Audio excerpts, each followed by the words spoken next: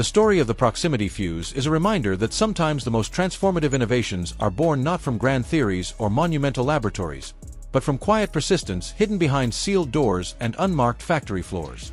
After its deployment at sea proved devastatingly effective, a new confidence settled over American naval forces sailing through waters once dominated by Japanese air power. For months they had endured relentless dive bombing raids, always fighting with the haunting awareness that luck played nearly as large a role as skill. Now, for the first time, their shells carried something more than explosive charge. They carried a mind of their own. The proximity fuse removed the guesswork and replaced it with cold mathematical certainty. Every detonation in the air instead of the water signaled a small triumph over a problem that had once appeared unsolvable. As the war advanced and the technology spread from ship to ship, Japanese pilots began to sense that something had changed. The sky around American fleets had become unpredictable and unforgiving, filled with explosions that seemed to erupt from empty air. The instinctual evasive maneuvers that once preserved aircraft no longer offered safety. Planes that banked, climbed, or rolled were caught mid-movement in sudden detonations that shredded wings and tore open fuselages with terrifying precision. It became increasingly clear to Japanese commanders that American anti-aircraft fire had crossed an unseen threshold, one that traditional evasive training could not overcome. Although they could not identify the cause, the effect rippled through every briefing room across the Pacific. Aircraft began failing at distances that suggested the Americans had developed something neither adversary had anticipated. Those changes in the Pacific reverberated across Europe as well, where the proximity fuse soon played a decisive role in battles far from the open water it was originally intended for. When the Chief of Staff finally authorized its use over land to combat the relentless surge of V-1 flying bombs that threatened London, the shift in defensive capability was immediate and dramatic. Anti-aircraft crews who once felt helpless as the small pilotless weapons buzzed overhead suddenly found themselves equipped with technology perfectly suited to the challenge. Instead of timing guesswork and desperate calculations performed under stress, they now possessed a system that detonated exactly when it should, regardless of weather, altitude, or the speed of the target. The V-1S, designed to slip past the cracks in Britain's defensive shield, were now meeting a weapon that operated without those cracks. Families who had once huddled in shelters listening to the terrifying drone of incoming missiles began to notice fewer explosions in the city streets. The kill rate soared to levels few thought possible, and the people of London realized that something extraordinary had entered the fight on their behalf. The proximity fuse turned the tide not through spectacle but through reliability, breaking the back of an air campaign designed to sap British morale. In the weeks that followed, the tension that had gripped the city receded, replaced by the cautious hope that the worst might finally be behind them. When the Germans shifted their attacks toward Antwerp after losing their coastal launch sites, the proximity fuse moved with the threat.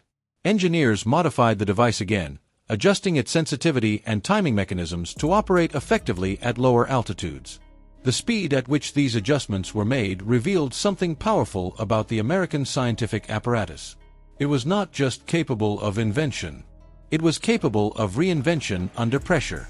In wartime, the difference between the two is often measured in thousands of lives. The teams at Crosley, Sylvania, RCA, and other factories were constantly refining the fuse in response to real battlefield data, treating every complaint and every failure as critical information. Their work allowed Antwerp to remain open during one of the most important logistical phases of the entire European campaign, ensuring that Allied armies pushing eastward never ran out of ammunition, fuel, or food. By the time the proximity fuse reached the frozen forests of the Ardennes, it had already earned a fearsome reputation. But its use against ground forces marked a new chapter entirely. German soldiers advancing through snowy fields toward American positions in December 1944 suddenly found themselves under artillery fire unlike anything they had ever experienced.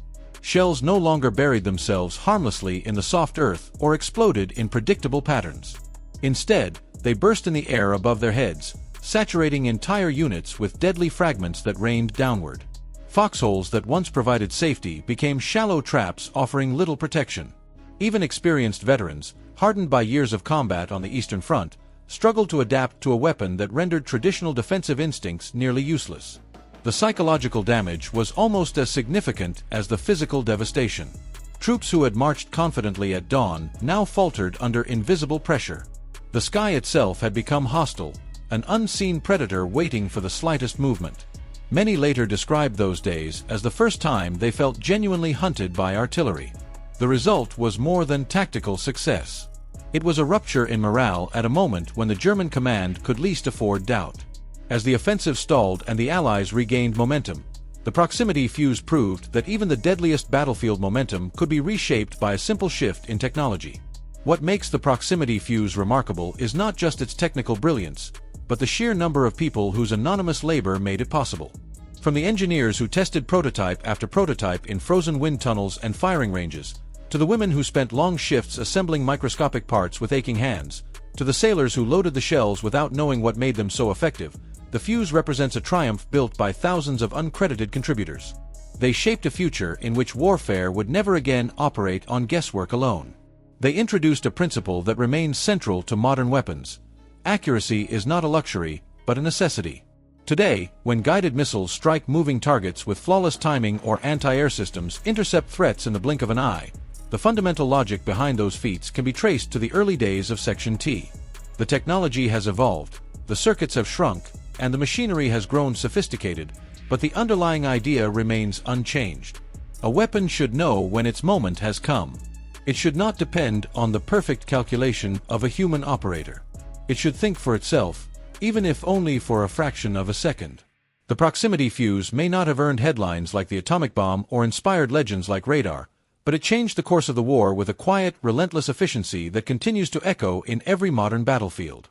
Its legacy lies not in spectacle but in certainty, not in radiation or blinding light, but in the nearly invisible instant when a shell decides its own fate. And for that reason, it belongs among the most important innovations of the 20th century. If this story kept you watching until the end, take a moment to like this video. It helps us bring more forgotten chapters of history back into the light. Subscribe and turn on notifications so you never miss another deep dive into the world-changing moments that textbooks often overlook. And tell us in the comments where you're watching from. Are you joining us from the United States, Canada, the UK, Australia, or somewhere else entirely? Your voice is part of this community, and your support ensures these stories live on long after the screen fades to black.